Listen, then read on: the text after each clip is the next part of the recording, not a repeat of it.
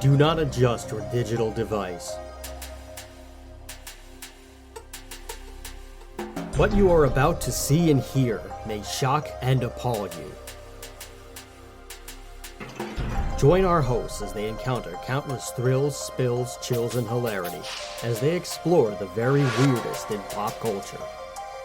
The following media is so strange, so beyond the scope of what is normal, it will make you ask the question, why does this exist?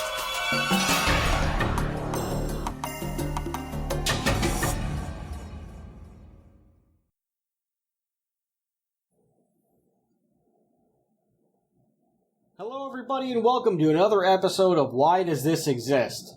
I'm Chris. And I'm Rob. And it's been quite a while. December is upon us. The Christmas season is upon us. The holiday cheer is here. We also do not have any more Thanksgiving shenanigans. Thank God for that. And we definitely have no more Thanksgivings to watch. Thank God for that. So far. Don't even say those words. It wouldn't, listen, nothing surprises me anymore. We are going to speak about music today. We haven't done that in some time. We also haven't even spoken in some time or had any podcasts. It's been pretty nuts. Yeah. But we are into the holiday swing. Mariah Carey is coming on the radio every day, whether you like it or not, and I, for one, cannot stand it. Yeah.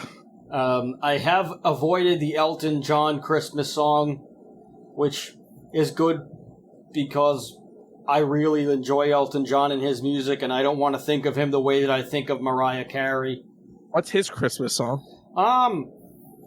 It's kind of just like, it like starts off with, it's like this doo-doo-doo, and he's like, have yourself a merry little Christmas. I am Elton John, look at my fabulous attire, and I have a really nice jacket, and look at my glasses, they're so cool. I don't know what he exactly says, besides have yourself a merry Christmas.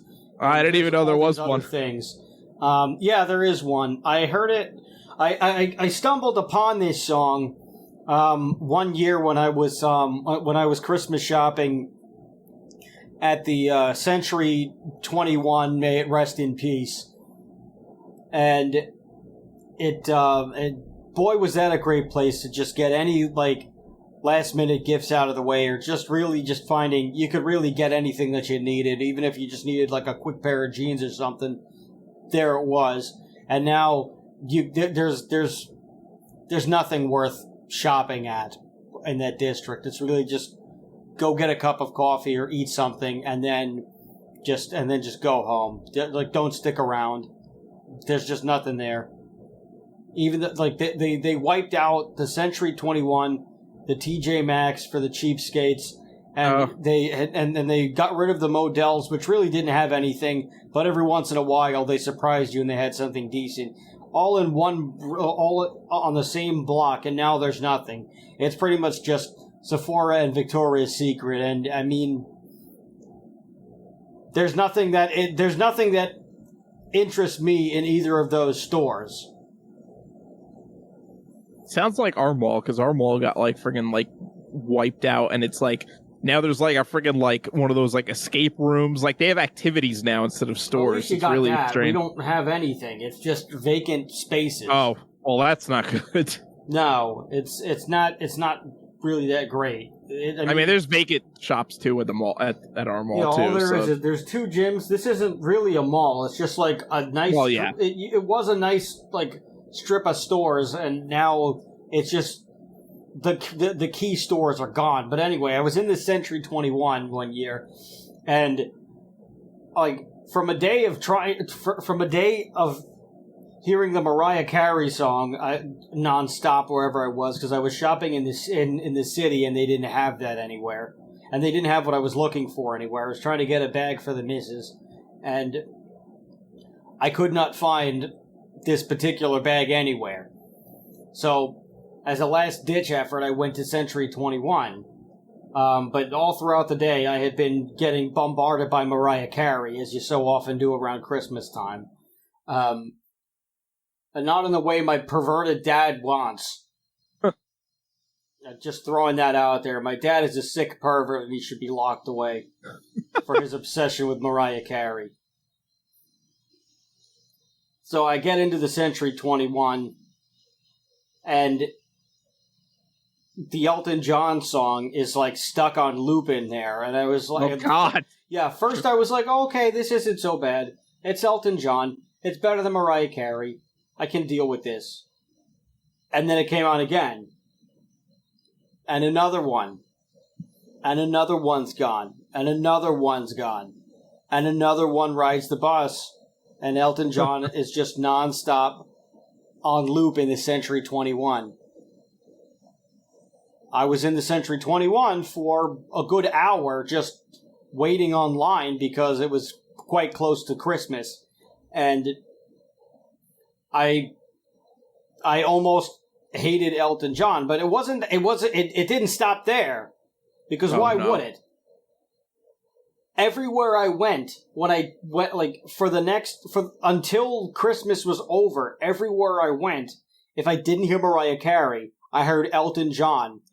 And it got to a point where every single coffee, where I went for a walk or whatever I did, everything that I did that particular day, on cue, the minute that I walked through the door, what would come on the radio speaker? Do-do-do, have yourself a merry little Christmas. This is my boyfriend, he is so sexy. Look at his abs, I'm Elton John. Let me play the piano, yeah. And I was like, no, I can't do this. I have to get away from Elton John. I love Elton John, but I can't do this. Otherwise, I'm going to hate Elton John. He's going to give me nightmares. This is terrible. So I had to leave every single store. And then just when I thought it was over, she comes home. She's like, why don't we put on some Christmas music? The first thing that comes on is the Elton John song. And I just loudly exclaimed, God fucking damn it. And I ran out of the house, and she just had this perplexed look. When I came back, maybe a few minutes later, I left the room to cool. I left the apartment to cool off for just to get some solace and to see if I'm going crazy. And I came back in and I explained the situation, and then I requested that we put on the Brian Setzer Orchestra, just specifically that on Spotify. No Christmas playlist, no Christmas. No, just in case there might be a chance that either Elton John or Mariah Carey would come on. None of that. Just, if you want to listen to Christmas music, can we please put on a very specific album so that we know that I'll never hear either of those two for the rest of the day? And we did. There you go. You know the Weird Al song, The Night Santa Went Crazy? This was basically me. And this was all of the commercialist radio jackass's fault. Yeah. But this has nothing to do with Elton John, unlike Mariah Carey, which it's completely her fault each and every year. Yeah. I was watching awful. the friggin' on Thanksgiving. I caught a part of the stupid Macy's Day Parade, and of course they had her singing. Of course, well, why wouldn't they? And I'm sure she phoned it in. Well, I'd say singing with quotes, because she was literally just lip syncing, and it's at that point when you're just having her lip sync to a recording of her singing her friggin' Christmas song. What's the point of even having her there? Literally, she can't even sing anymore. She has to lip sync, and it's what's the point? It's specifically to get my sick, twisted dad and his thoughts of perversion into the room. That's really it. It's specifically to lure my dad away from his wallet. And to have visions of Mariah Carey's various sugar plums. Take that as you may. Yeah. To dance on and around his head. Anyway, we said we were going to talk about music today. That is not the music that we are going to talk about. No, thank God. Although that might be a future episode. No. Just shitty Christmas music. Maybe we'll do that one day. Maybe we won't. Who knows how long this podcast will run? We might even get canceled after today. I have no idea. we are going to talk about the Beastie Boys, but first, let me do my shtick. We are Why Does This Exist? We are a podcast that talks about the very weirdest in pop culture. Whether it is music, whether it is movies, whether it is any form of board games, video games, just anything that has ever existed. A strange toy like the pet rock, which I would like to throw through Mariah Carey's window if she sings a Christmas note ever again. You shouldn't do that. I'm not giving anyone advice to do anything. Cancelled. Yes. We speak about anything strange in pop culture or unique or anything like that has had some sort of an interesting influence on the way that the world is. You can find us wherever you get your podcasts, including Spotify, Apple Music, iTunes, and all that other good stuff. Amazon Music, and any of those places. If you like what you're hearing, and if you think I'm a maniac, and you think that I should be inflicted on all of your enemies, then give us a nice 5-star review on whatever platform you're listening to us. It will help us. It will help more people find out who we are. If you also want to support us financially, you can give us money. You could go on to patreon.com/whydoesthisexist and give us as little as $1. We will let you in to the Discord server where you can talk to us, yell at us, give us grief, or just give us or send us some very strange gifs or gifs, whatever you want to call them. There are people who do that on our social media pages. This fellow Muhammad keeps sending us very interesting and bizarre pictures and videos and gifs on our Facebook page. You can also find us on Twitter, even though we do not really use it because Twitter is just a horrible, horrible place that people get banished to in small countries. But you could do all that stuff. You can support us in a variety of ways, and we appreciate each and every one of you. That's the news. Here's the weather. You are now about to witness the strength of street knowledge from a ragtag group of rogues. So let's get on with the goddamn show. Let's talk about the Beastie Boys. What do you got? Yep, so the Beastie Boys are, of course, a hip-hop band from Brooklyn, New York, who actually started out as a hardcore punk band. Yes, they did. Yes. And, so that was like an interesting transition because this was a time where like rock and rap were still pretty like distinct from each other and or not really like there wasn't a lot of crossover there. So, it was interesting that, this hardcore punk band became like one of like the best hip hop bands of all time. And really did like bridge a gap there because like for someone like me growing up, I wasn't a huge fan of rap when I was a kid, but I liked the Beastie Boys because they were like, it was like rock rap. They had like this like hard rock edge to them, which was like really unique. And especially for that time period, there was not, like I said, there was not a lot of crossover between rock and rap. It got like, over time, it kind of like got a little bit more and more like you had Run DMC and Aerosmith do their thing. You had Anthrax and Public Enemy do their thing. But I think the Beastie Boys were really like one of the big, like main driving factors behind that movement. Oh yeah. They were the first kind of, they were at least one of they were at least the most well known of the early hybrid acts. I can't say I can't say for certain if they were the first one. Something tells me that they weren't, but they were definitely the first ones to really cross into both worlds on a mainstream level.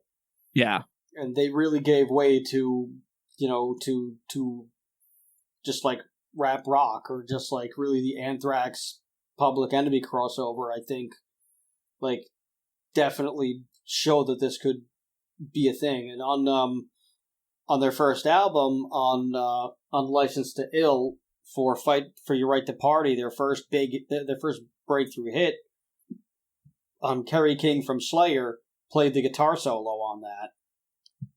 That was No Sleep Till Brooklyn. Was it no? Oh, that's right. Yes. But yeah, it's. But I think he also played guitar on Fight for Your Right. But I don't know if there was a guitar solo in Fight for Your Right to Party. Yeah, there is. There is a solo in Fight for Your Right to Party. Yeah. Maybe it's not him, but he plays guitar on. He might play guitar on that track as well. He was definitely in. I know. He was definitely the solo on No Sleep Till Brooklyn. Yeah, because he was in the music video for it as well. I think that's where I'm getting it confused. Yeah.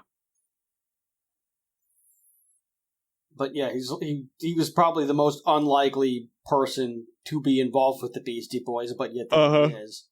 And that's thanks to Rick Rubin, who, well, was they had signed with Def Jam when it was in its infancy. Yeah. I'm not sure how they met him. I don't know if they were like friends with him through like just parties, or if he just like, or if he just happened to catch them at like at CGBG or something. But the Beastie Boys, the Beastie is actually, it was originally, it's an acronym for Boys Entering Anarchistic States Towards Inner Excellence. which they had thought that it was an afterthought, and they just decided that they were going to do that. They would just have an acronym after they picked the name. Like, it was just, okay, we'll be the Beastie Boys. And then it was like, you think it should stand for something? And they were like, I don't know, I guess we could do this. How about that? Okay, fine. And there you go. Which is just kind of interesting. Yeah. But they played, the first time that they had played was, they played their friend, Philip Pucci's, birthday party, just for like a short concert film that he was working on. And it was like also the first time that they were in like a published movie or anything, but it was, I think it was kind of interesting that like the birth was kind of captured in a way. Like, yeah. But like when they were a punk band, they played, they played with like the Bad Brains and the Misfits and the Dead Kennedys. Yeah. At like all of those places, and it was just really cool. They played Max's Kansas City on its like closing night, and like their earliest stuff is you could find it on a 7-inch, the Pollywog Stew, and that's really all that you're gonna get of their rap of their like punk rock stuff. Yeah, is really just that. And then they wound up going on and like their first hip hop track is called Cookie Puss, which is just like, it's just a prank call that they did to some Carvel store. And like that was also their like EP called Cookie Puss, which I think this is like one of the first. This is like really the Beastie Boys as we know them. Yes. Where I don't know. Rick Rubin was a DJ for their shows, apparently. Oh, okay.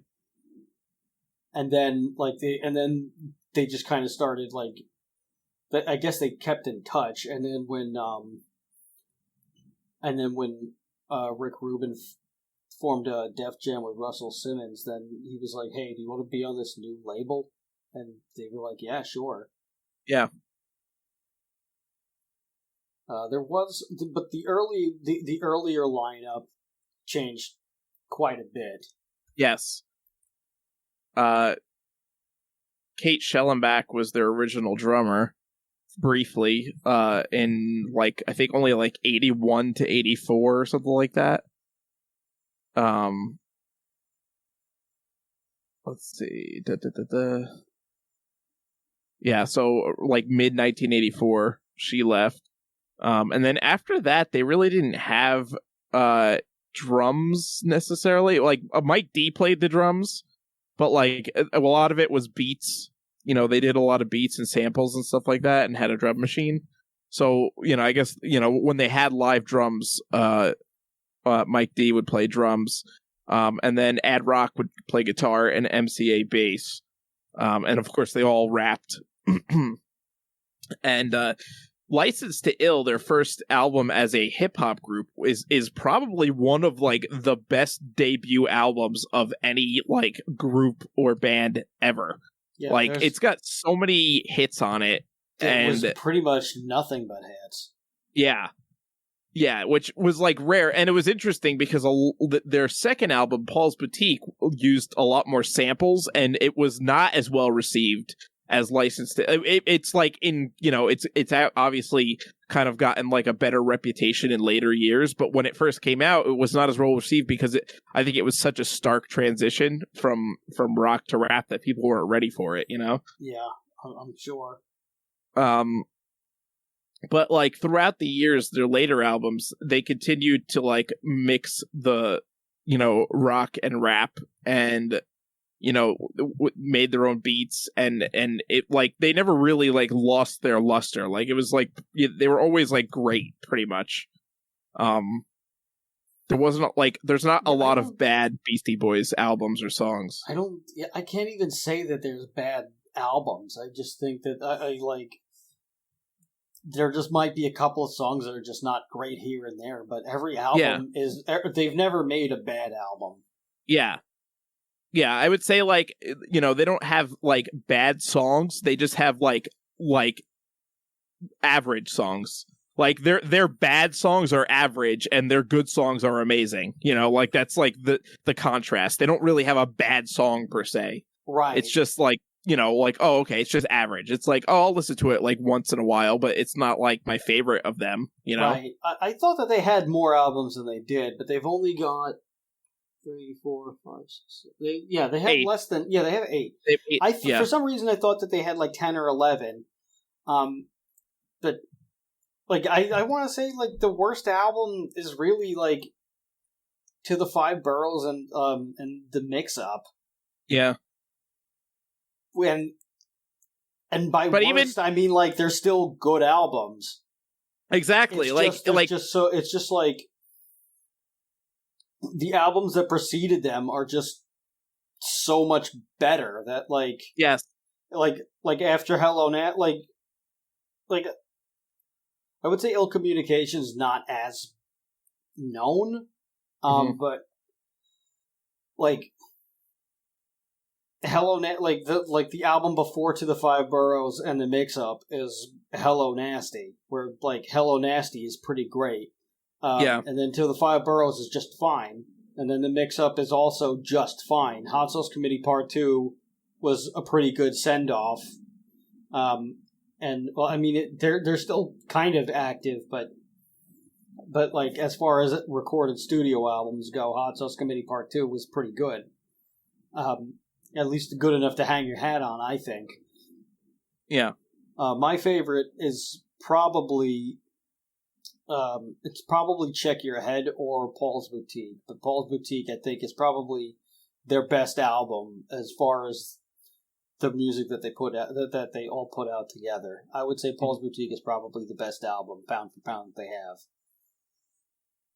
See, I would still have to go with License to Ill because it's just such a great debut. And again, like, also, Hello Nasty is another good one. Like, there's a lot of good songs on that one too. It's like hard to pick a good Beastie Boy album because again, they have good songs on every album. So yeah, I remember when I picked up the License to Ill for the first time. I was in high school. I was with my first girlfriend. We went into a Sam Goody. I think I told it. Well. Yeah, I picked. I think I told this story on the Typo Negative episode where we were in Sam Goody and I was getting she bought me Black Sabbath album and I bought I don't think I mentioned that I bought myself License to Ill, but she bought me the first Black Sabbath album. I bought myself License to Ill, and we're standing in line with Johnny Kelly from Typo Negative. Yes, and she's freaking out, and I know that he's somebody, but I don't know who he is at the time. And of course, if I knew now, if I knew then, I definitely would have talked to him. But I hadn't yet gotten that far into, I hadn't gotten that deep in the rabbit hole just yet. I will. They did have a cool BC Rich Warlock in there that I wanted, but Nice. but it was like the tribal. It was like the tribal entry level one, so probably better that I didn't get that anyway. Yeah. But yeah, that was the first time that I bought it, and that was the first Beastie Boys album that I bought. I wish Sam Goody was still a store, or maybe it is somewhere in like I don't think Wisconsin or something. Maybe they still have like 2 left. I don't know. But yeah, I checked that out. I loved it, and I think I ended up playing that more than I played Black Sabbath at the time. Yeah. Which is funny because I was listening to Heaven and Hell today. I first heard the Beastie. My uncle was actually the one who showed me the Beastie Boys first, which was like he like showed me a lot of the music that I was into at that time. I bought it not knowing any of the songs from it. I bought it solely because I knew that it was a Beastie Boys album, and someone told me I should check it out. Yeah. Yeah. Well. Yeah, like I said, he would just like play the Beastie Boys when we were driving in the car. Like, and it wasn't like he was like, "Oh, hear this band." He would just like be listening to the Beastie Boys. So I listened to the Beastie Boys too while we were driving, like somewhere. And I remember like for some reason when I first heard them, I always pictured them all as being fat. I don't know why. I just like imagined in my head that they were all like fat, and then when like later on when I saw like I think I was watching like MTV or like VH1 Classic or something, and they played the music video for New Sleep Till Brooklyn, and I was like, and I saw what they looked like, and I was like blown away because I like had no idea that they were like all skinny, like these like skinny tiny little guys. I thought there was these giant fat guys for some reason. That's how I felt about Clutch the first like before I saw them. No, because like. Clutch is like hard Southern blues.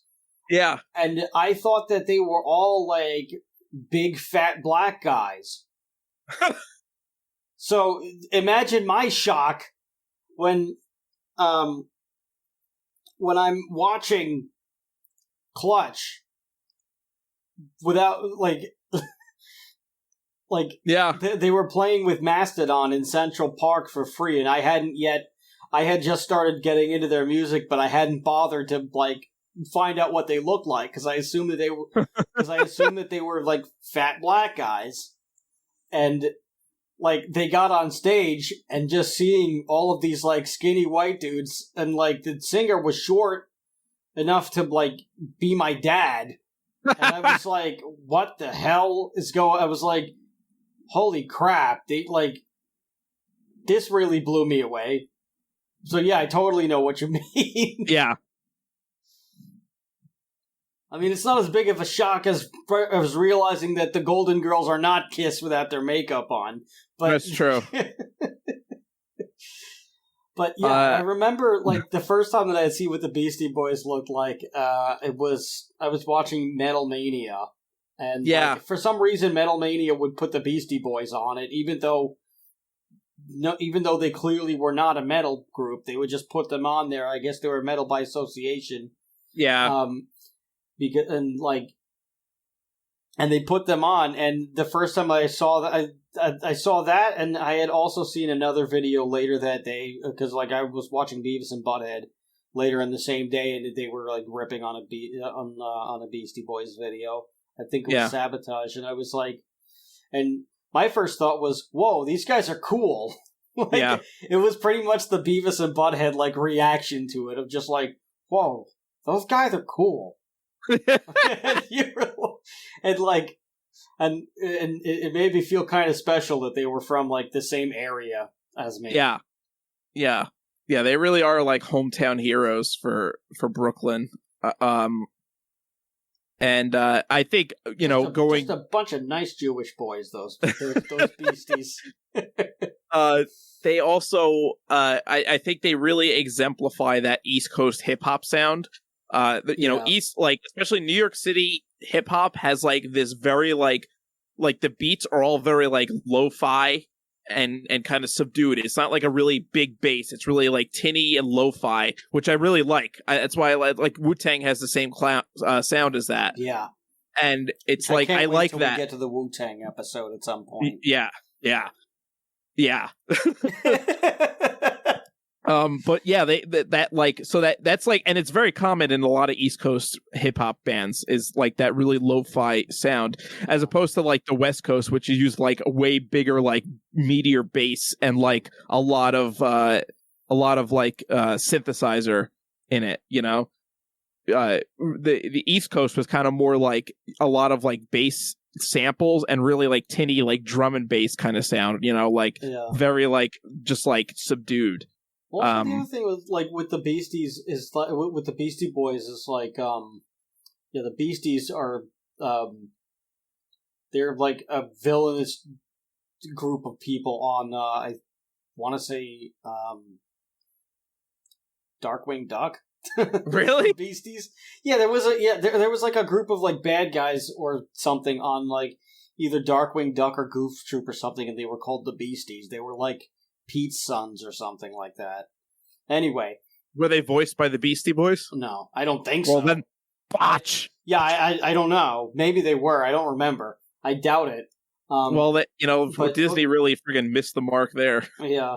But what I was going to say, actually, Funko made a Goof Troop board game? I mean, not Goof Troop. It was a Goofy movie board game. Oh. Yeah, you have to go across country before to like go to the Powerline concert, but Powerline being on tour, you also like Powerline has his own like he's playing his own game, so he moves after certain like things happen. So you have to try to get to the concert before Powerline does, because then you miss the concert. I don't know. It was kind of a cool game. That's interesting. Yeah. Anyway, so so what I was going to say was, the Beastie Boys also making their own beats and everything. Like they kept the DIY mentality of their punk roots. Yes. So like they also like doing what they did what they wanted to do, and they also never forgot who they are, and they never forgot their roots and where they came from. And I think it's important because you can see how genuine their music is and how genuine their fan base is, because they never changed. Yeah. But dude, I didn't know about this. So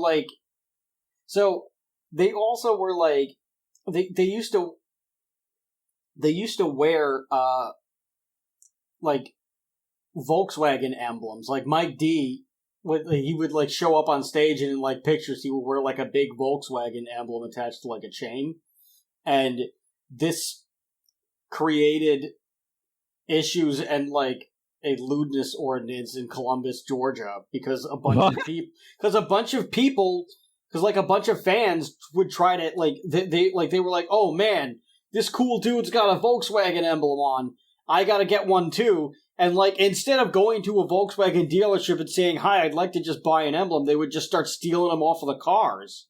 Oh my god. Yeah, which that's not cool. And that was a thing. I mean, that's been a thing for a long time. I don't know if it originated from this, but I didn't know that had happened with that. Like, I hate to admit this, but I've participated in that as a youngster. Like, when I was in middle school, I was hanging out with somebody who was not necessarily... He wasn't a bad dude. He's actually... Well, I mean, now the guy's, like, loaded. He's like a software engineer or something. And the guy's shit. like... Yeah, the guy, like, turned out... The guy turned around real quick. But let's just say I was starting to go down a path that I would have regretted really badly by now. Yeah. Had I stayed on there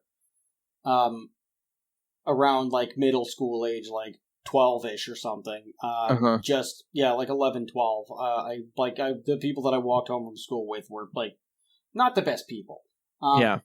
And my I was not really the best influenced, but also I was trying to fit in, so I did stuff I shouldn't have done. But one of those things was stealing emblems off of cars, which I... Oh, God. I wish that I had not done that, but somebody showed me how to do it, and they were like, oh, yeah, we're going to do it and sell them. And I was like, oh, okay. Like, not questioning it like I should have. Not saying, no, I don't think that's a good idea, like I wanted to. Just instead like, oh, okay, well, they're older than me, so they must have figured life out by now. Yeah. So, of course I went along with it. And then until my friend at the time, like, I would like to say that we're still friends, but I haven't seen the guy in many years. I feel like if I did, we would, like, get along fine. Like, I have him on Facebook, but, that's about all that I know. But he's got a nice condo, from what I can tell. Oh, nice.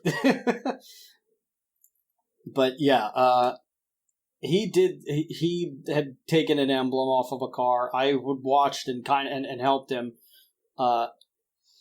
His parents owned a convenience store around the corner from where I lived. The old man caught him. He had just bought the car recently, and he chased him down. He chased both of us down to the store, spoke with his parents.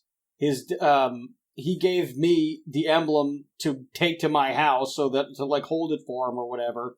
And while his dad proceeded to beat the crap out of him and throw money at him in the middle of the street. Yeah, so it was pretty bad. That was actually the last time that I had really seen him. And then shortly after, which this was not a result of this. It just happened to be like going on simultaneously. But they sold the store and they moved to I don't know where they moved, but they moved. Yeah. Shortly after, and his parents sold the store to go do whatever the next thing that they went on to do with their lives was. And years later, I'm working at a pizzeria, and who would come in but that old man? And I didn't say anything because his son happened to be one of the guys who was making the pizza. Or son-in-law, but it was just an interesting thing, and I got to know him, and he was a really great guy. He never mentioned that incident, but there was always a time. But I always had wondered about bringing that up, or just saying, "Hey, did you used to have this kind of car?" Yeah, I did, and you know what? Some son of a bitch kid. I was just at points in time, I was I thought about whether or not I should say that, and I never did.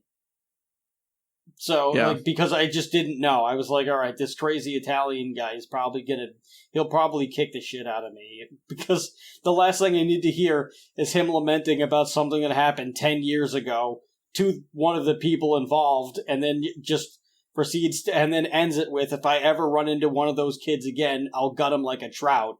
So, yeah, so so the cooler had prevailed, but yeah, I was not really a great kid in middle school. I was actually kind of a big asshole up until maybe high school when, puberty hit me in middle school I got hit by a ton of bricks of a truck named Puberty, but yeah, up until late middle school, early high school, I was a real prick. Yeah. Yeah, early middle school. Yeah, early high school to early middle school, excuse me. Late middle school to early high school. That's the timeline where, and I hit my microphone, that's the timeline where I changed and became a better human being, or at least started to become a better human being. But before that, I was a real degenerate. And I have atoned for my sins, but I am not blaming the Beastie Boys. I just did not know that is where... I did not know that was an incident that resulted from Mike D wearing Volkswagens.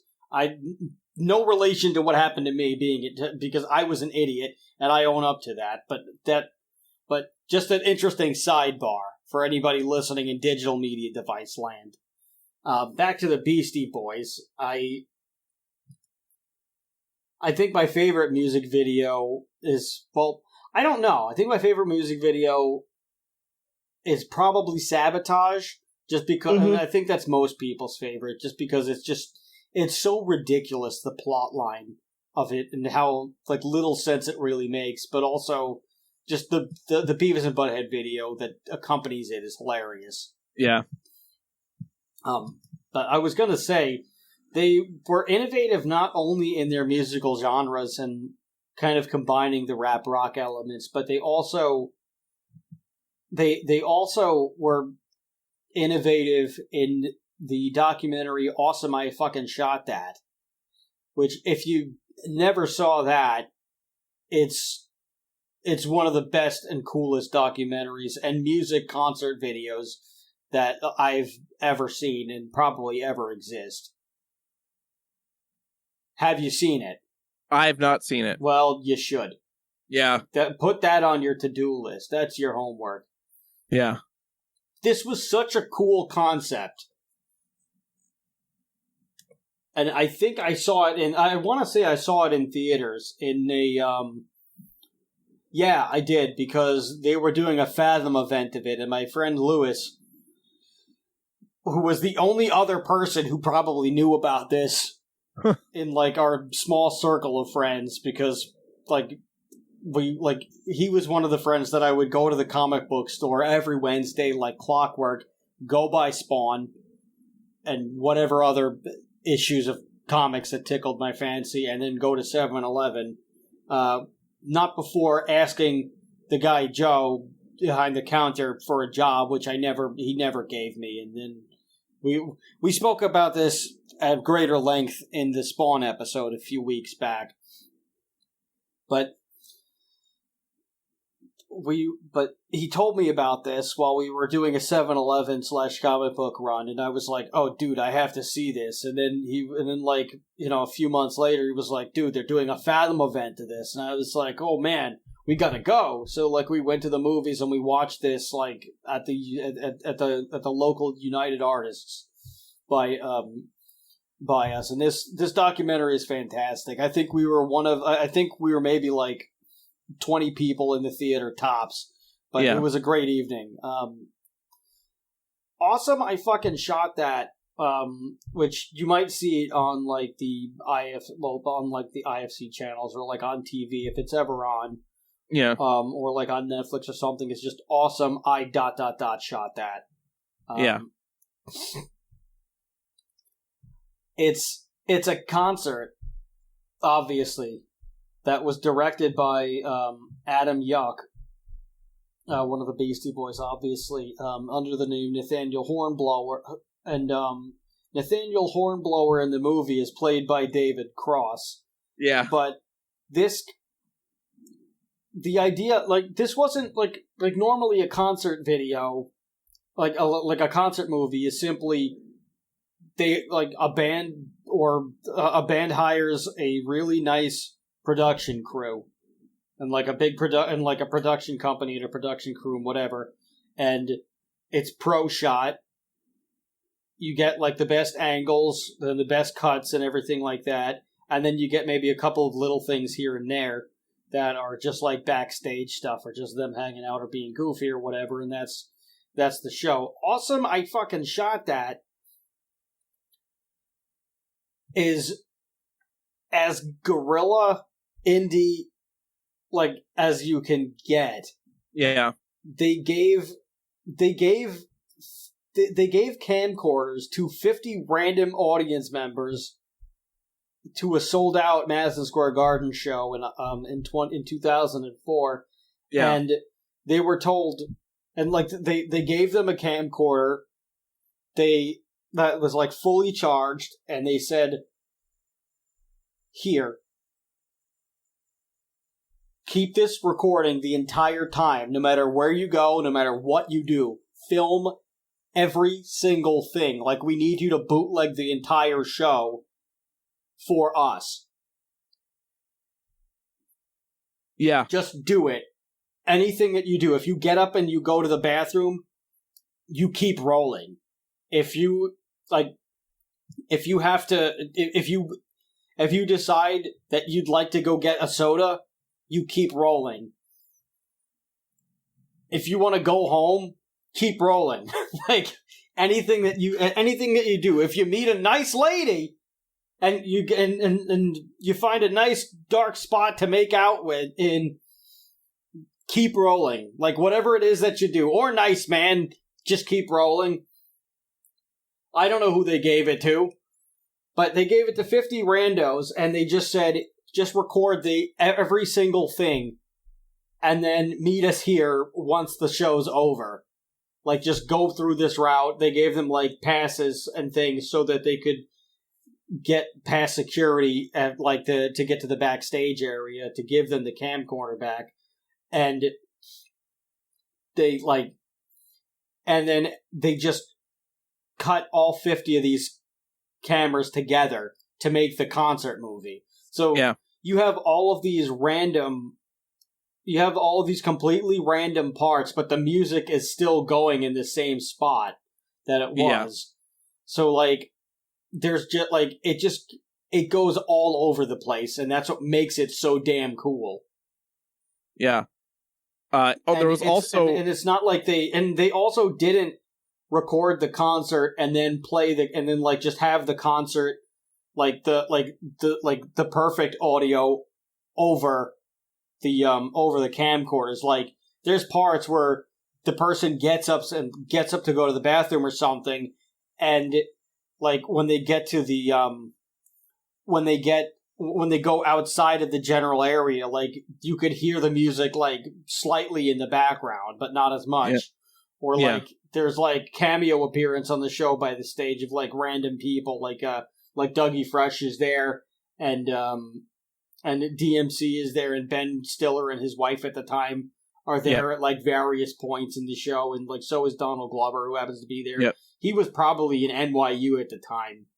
Yeah, he was probably. I think that was the time he was in the Derek Comedy, the comedy troupe Derek Comedy. Yeah, probably.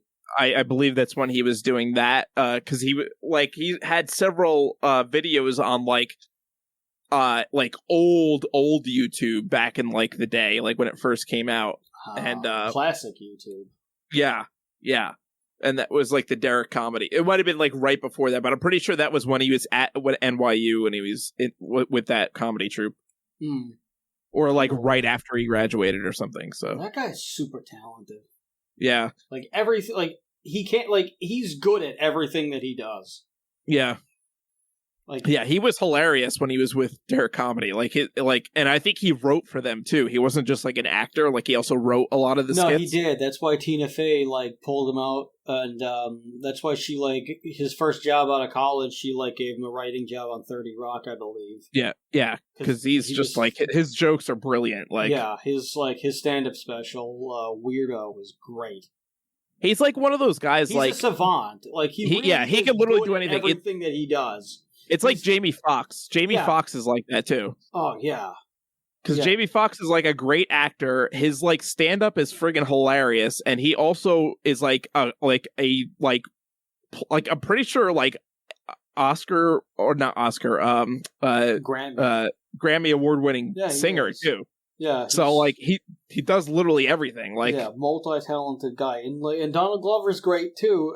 Like, his rap stuff is good too, as Childish Gambino, which, fun fact, he got the name from the Wu-Tang name generator.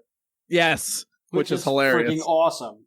Yes. And what I would like to do, if we ever start a band again, I don't want to use my name. I want to use my Wu-Tang generated name, right. Which I believe is Wicked Contender.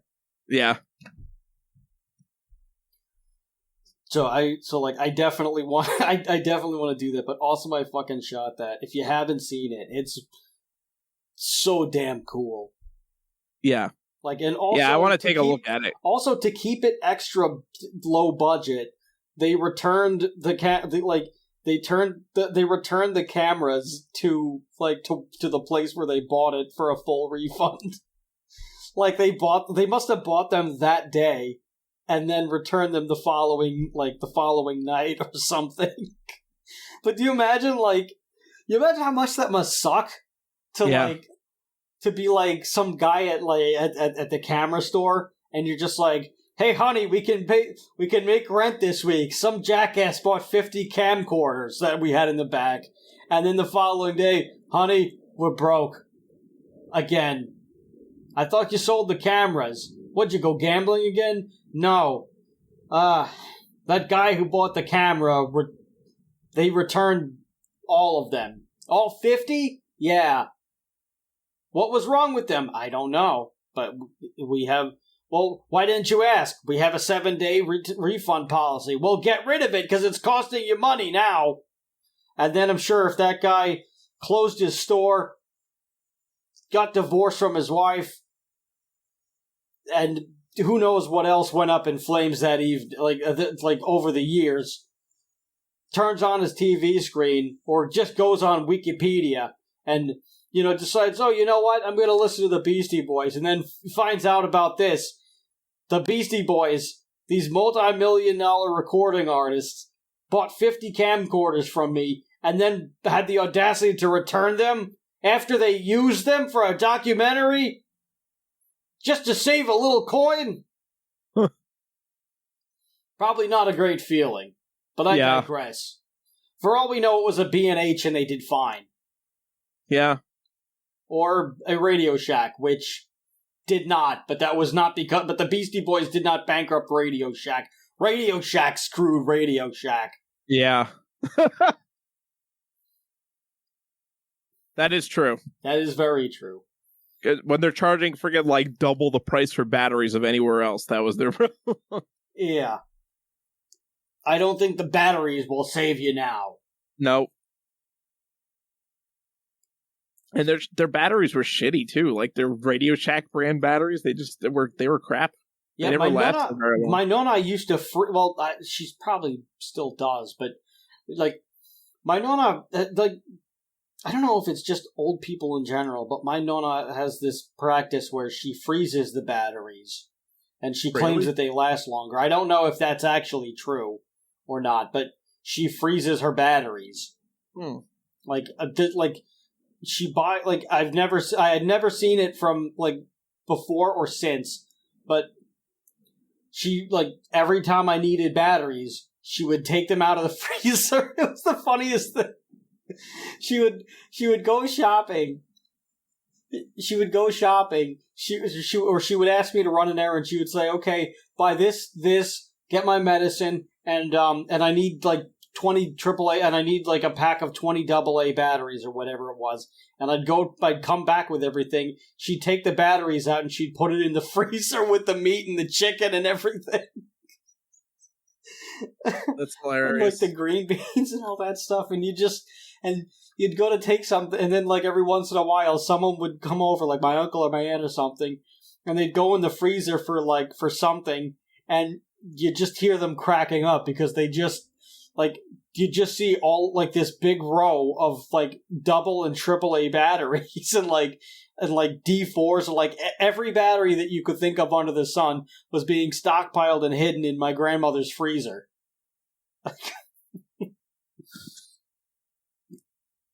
Yeah. I wouldn't be surprised if she still does that.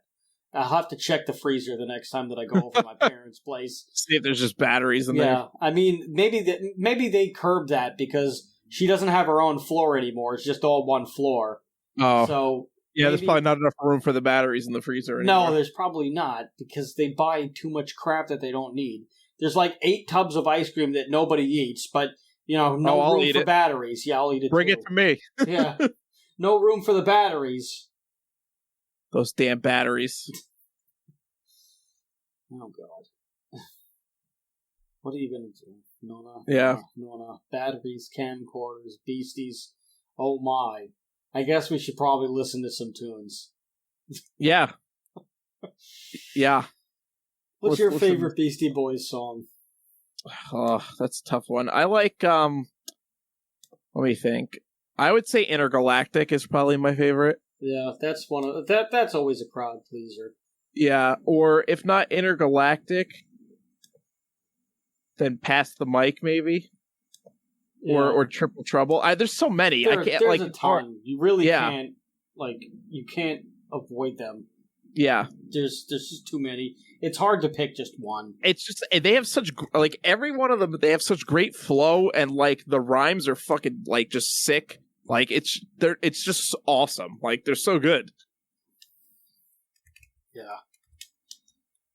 Which is also like interesting too, because like at the time that they were out, there were not many white rappers, and the ones that were around like were awful, like Vanilla Ice. Yeah, like all you really had to compare them to was Vanilla Ice. That's kind of one of the other things that kind of makes them a little weird and like a fit for this show, was just because it like they were such an anomaly at the time. Yes. Yeah, definitely. There weren't like, it wasn't just that they were white guys that like were rapping. They were white guys that were fucking good at rapping, which you didn't see again until Eminem. Because you had Vanilla Ice, which was, I mean, Vanilla Ice is okay for what he is, but he's really not that great. He's kind of goofy and corny. Ice is just not good. Yeah.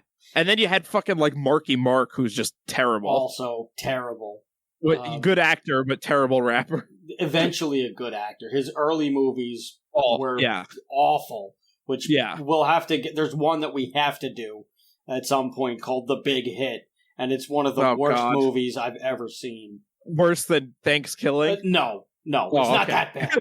This is like so bad it's hilarious. Yeah. Oh, okay. That's better. That's what I like to see. Yeah, this is not a Thanksgiving 3. God, thank God. This is it's quite terrible. I mean, you did have one other guy who also maybe he might deserve an episode too, is Necro, who was around at the time, that was actually like not bad, and also House of Pain was good, but House of Pain was it was a little too real for the people. To break into the sphere where the Beastie Boys did, like House of Pain was a little too real and a little too like violent it just wasn't ready to break through. Like the world wasn't really like mainstream wasn't ready for that just yet. Yeah. And Necro is just interesting in his own because it's like there's a heavy death metal influence, and he revolves around like he specifically raps about death and murder, and stuff. And he is constantly referencing death metal albums, death metal bands, and he even gets like some death metal artists to be featured on his albums, like Obituary. Yeah. So he's interesting in his own way, but this is all about the Beastie Boys. Let's just do Intergalactic. I always like their music videos too, the Beastie Boys. They're always... Oh, wait, before we start though, we do have to say, so if you're listening on Spreaker, obviously you can't listen to this part because we don't want to put any kind of copyrighted music on Spreaker. But if you do want to listen to this part, catch it over on YouTube. It will be fully uploaded there. At some point, we're a little backed up on our YouTube stuff, so I'll have to find some time to get to everything and uploading the last X amount of episodes and things. But when we do upload this to YouTube, you'll be the first to know if you like, comment, and subscribe to the channel. Hey, that's not a shameless plug at all. And you'll be able to listen to us banter on while doing the Beavis and Butthead thing, and watching the videos and just commenting on them, and just giving you a special fancy commentary. But if you're listening on Spreaker, like you said, you will not like we're gonna cut it at this point in time, so that because we like Spreaker, it's a good home. We may have actually finally made $10. So we can actually both get a cup of coffee from our monetization. But without further ado, let's get Intergalactic, baby. Yeah. So everybody. What a great band or group. I don't know, whatever you want to call them. Like they're up there with one of the best groups. Yeah. And they did go to a bitter end. They are Hall of Fame inductees. They were inducted by Chuck D and LL Cool J in 2012, and unfortunately, Adam Yuck wasn't really able to attend the ceremony, so he was at New York Presbyterian Hospital because he was dying of cancer, and he was not really able to. He was obviously not able to attend, so the group didn't perform. But it was very cool, and I'm glad that they were able to get into the Hall of Fame. Even though the Hall of Fame is really kind of a joke anyway. Like it's nothing more than a nonsensical pageant that nobody really understands how it works, because the committee just like clearly has favoritism and a bias towards whatever they think will draw the biggest house, and not necessarily for like musical achievement or musical ability. I mean, for God's sakes, it's the Rock and Roll Hall of Fame, and there's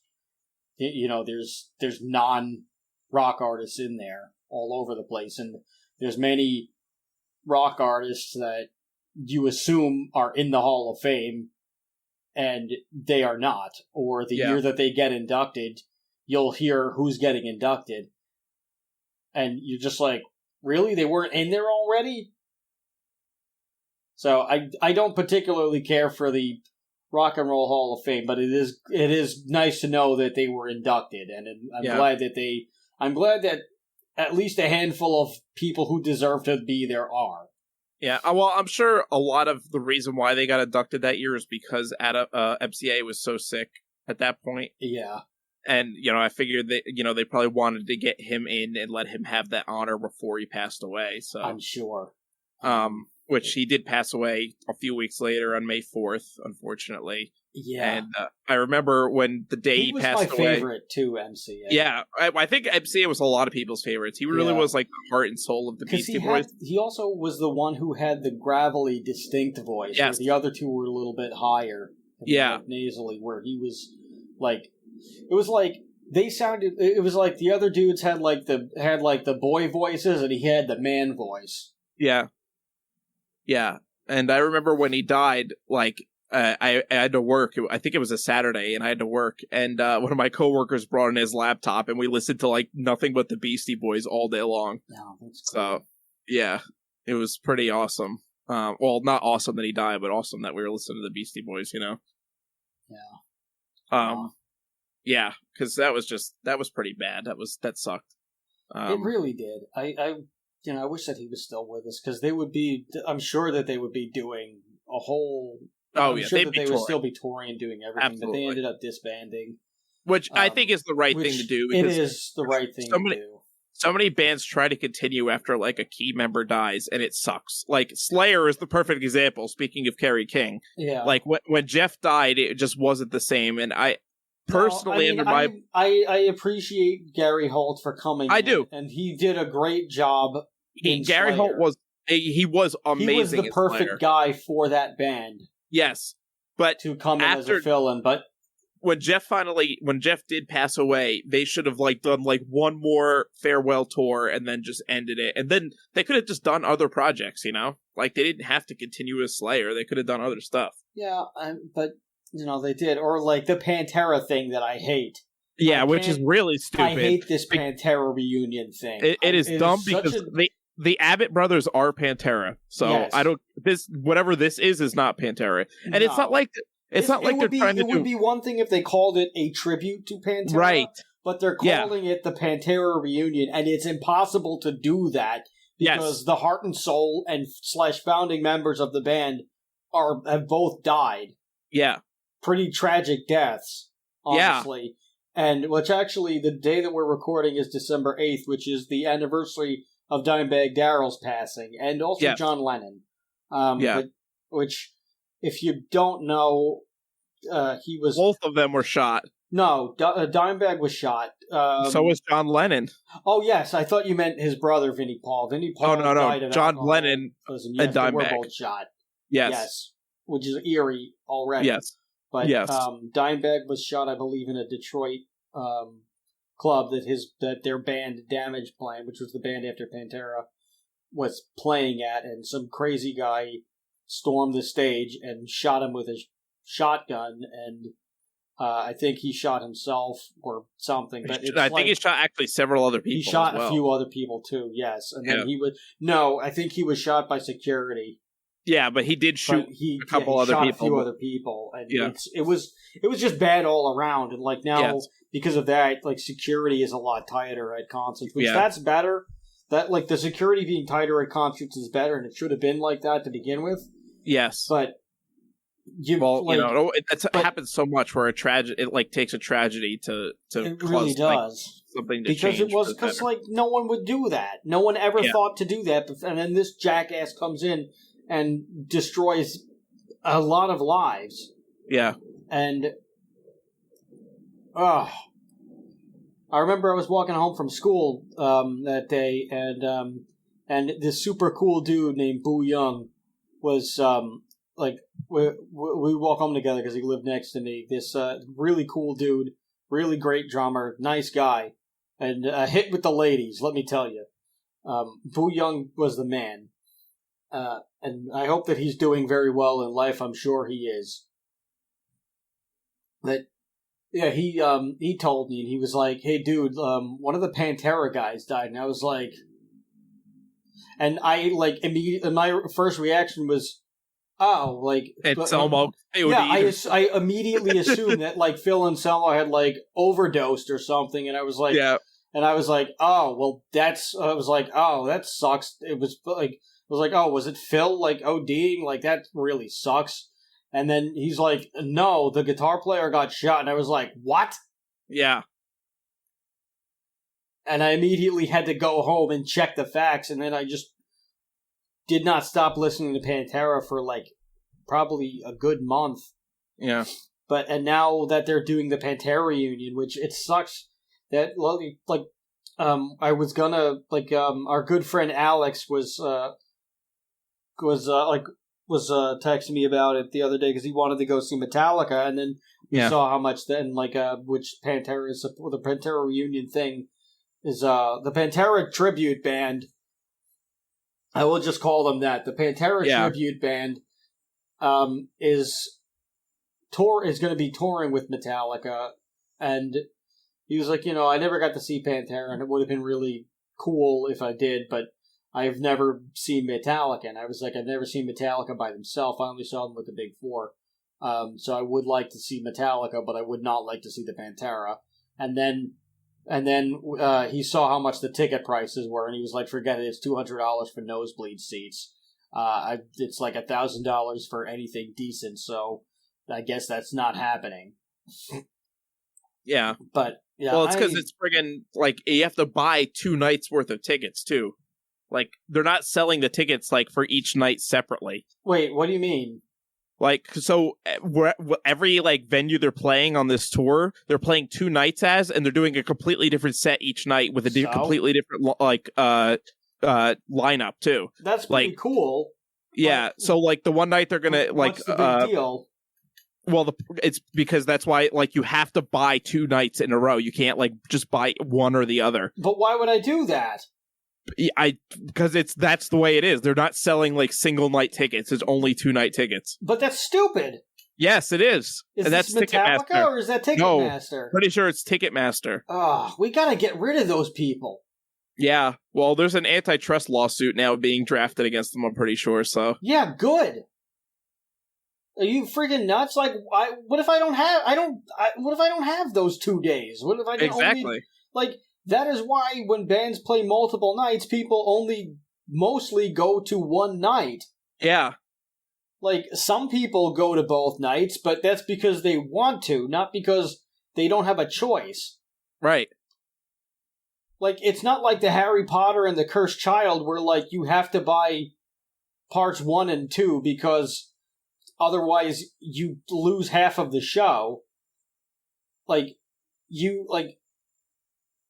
This is like it's a concert.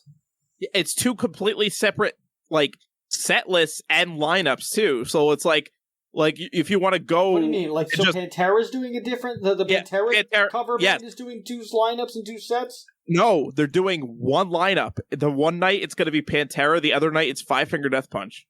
It's what? Pantera and Volbeat the one night, and then Five Finger Death Punch and Thy Art is Murder, I think, is the other. But who cares about those guys? Well, that's the way it's gonna be. But I don't want to see them. I don't want to see any of them. I would only want to see Metallica, really.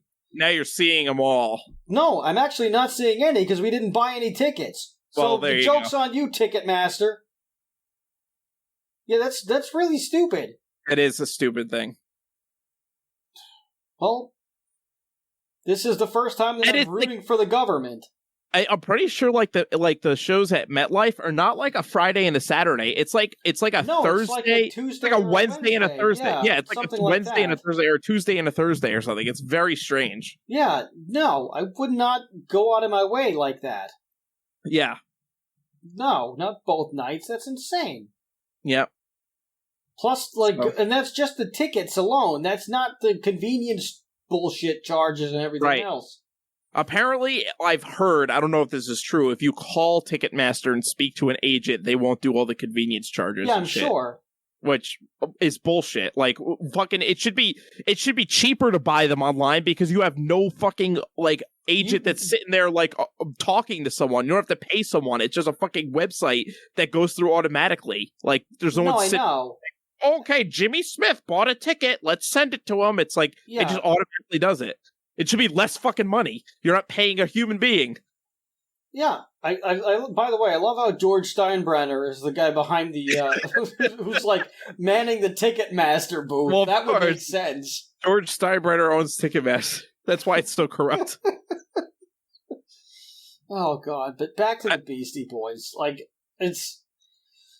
I do appreciate that they got back in town, that they got into the Hall of Fame, and I am glad that they chose to disband after MCA passed. Yeah, they didn't do a cheap reunion ploy in the search for more money. Actually, MCA's will forbids the use of Beastie Boys music in advertisements. Yes. So and they actually have sued Monster Energy for using their music in a commercial without any permission, and they ended up getting $1.7 million in damages and $668,000 for legal fees. Almost to 666. But not quite. But I appreciate that he put that in his will too. As I'm glad that the band stands by it too, because they could easily could have went the other way and said, "Oh well, it's our name on the contract too," and they could have just taken the money. Yeah. And I'm glad that they did that. And they stuck by him because it shows that they were true friends to the end. But they also stick by his wishes and everything like that, and they don't want any. And they're like, "No, we're done because we're done, and that's why we're done."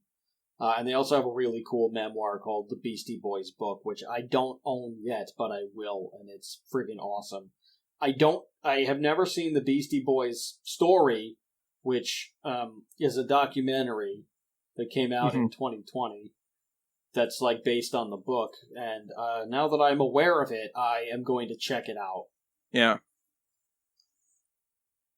And then they have a whole compilation album just called Beastie Boys Music, which I don't know. I've never heard of this, but it's probably just a box set of all the cool, just everything and fancy cool demo stuff.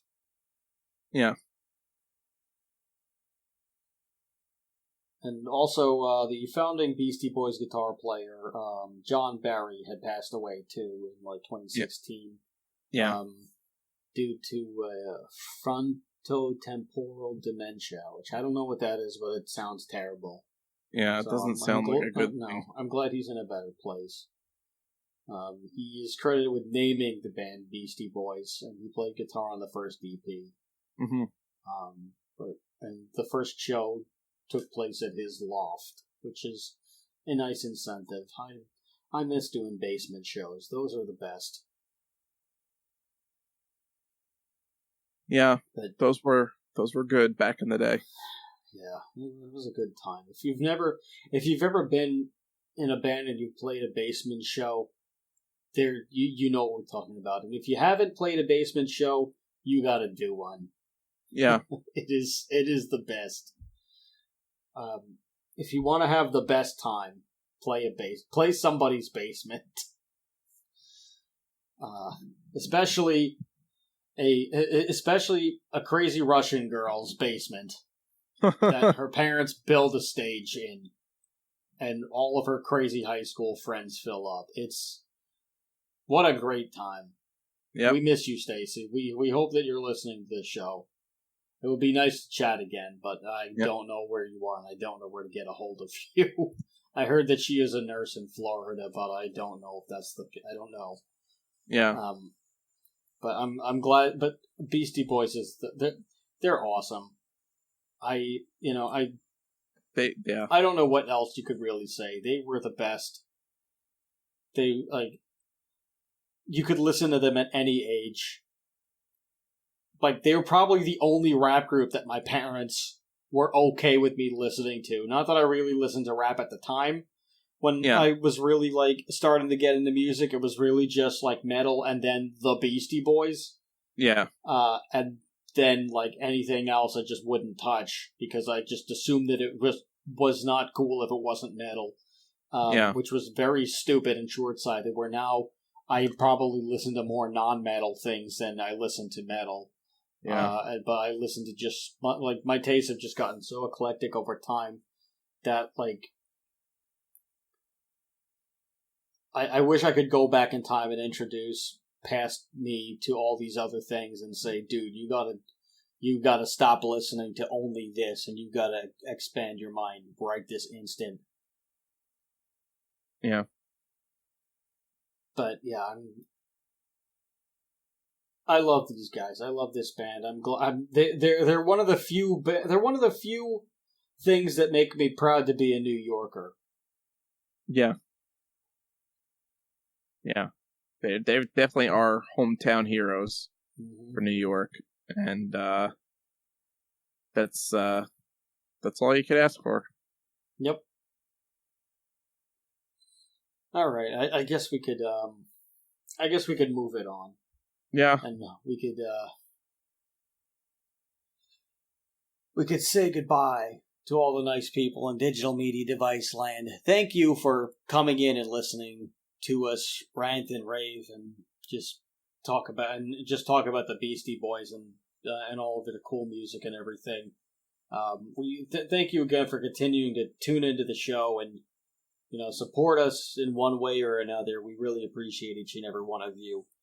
Help us grow and take over the world. It'd be really nice. We would be good dictators. I don't know if that's really a good thing, but I don't know if such a thing exists. But we would try to be the first good dictators. I mean, I think the worst thing that we would do is just have mandatory music listening to specific artists on certain days, and that's kind of it.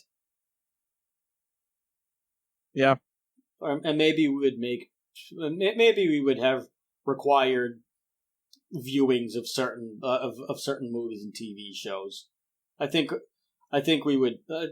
I would install a Batman Day where everyone where everyone gets the day off to avoid all crime, and they also must be wearing Batman outfits of some kind. Nothing too specific. You could be one of the Rogues Gallery if you please. You could even dress up as Alfred, even though who the hell would want to do that? But I think people would appreciate Batman Day, and there'd be a whole Batman parade. And at night, there would be a curfew because, well, it's Batman Day. You really should avoid the crime at all costs. Yep. And don't try to fight it. Don't try to fight crime on Batman Day, because even though Batman is in all of us, there only is one Batman, and he is in a comic book and on TV, and that's in movies, but mostly in an animated TV show, which would be the required viewing. Yeah. So that would be the extent of my dictatorship. Is the worst thing you'd have to deal with is Batman Day. All right, everybody. This has been Why Does This Exist? I have been Chris. And I've been Rob. And remember, question everything. Good night, everybody.